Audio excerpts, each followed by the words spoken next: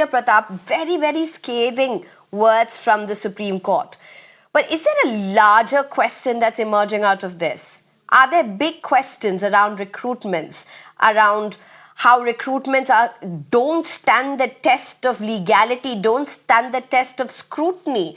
And if you see states after states, Lokpal, Lokayukta, they're not even appointed. Whether it be BJP or the Congress or the other states, there are vacancies that have not even been filled, and Supreme Court time and again has made some very scathing observations about all of these. All of these, are they raising some larger questions?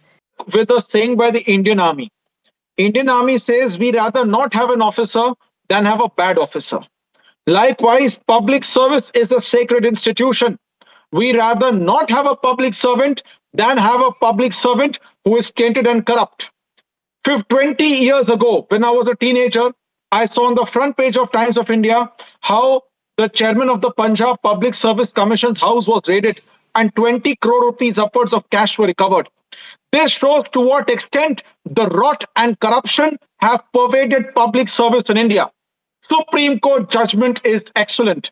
Supreme Court has said we will not hesitate to take a hardline approach and quash the selection procedure which is tainted with illegalities and violations.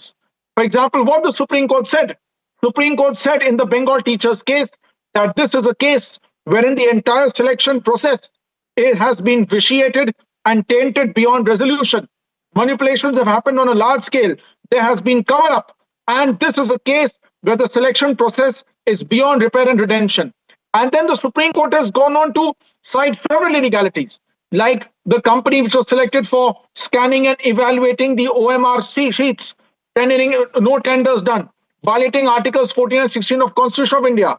Then that agency subcontracts the task to another agency, which is another violation because examination is a sensitive process which requires, carefully selected, chosen entities.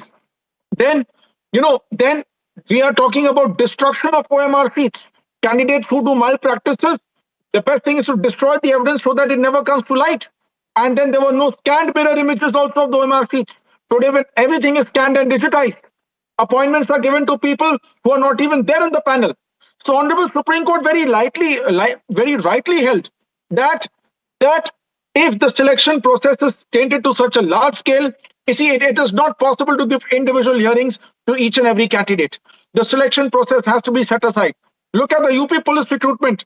Lakhs of students appeared for constables, yet traces of a paper leak came. The entire selection process was quashed and set aside. Today, let us see what will be the positive impact of the Supreme Court. Let me tell you, in common public, whenever जब भी सरकारी भर्ती की नौकरी निकलती है, every person thinks, let me bribe away and get a job. I will pay 5, 10 lakh, 20 lakh rupees bribe, and then I will mint crores in my career. This is the disgusting mindset so many candidates of public service have. And worst of all for teachers. That is why the youth of a country is getting corrupted because the teachers who teach them are themselves chosen through a tainted process.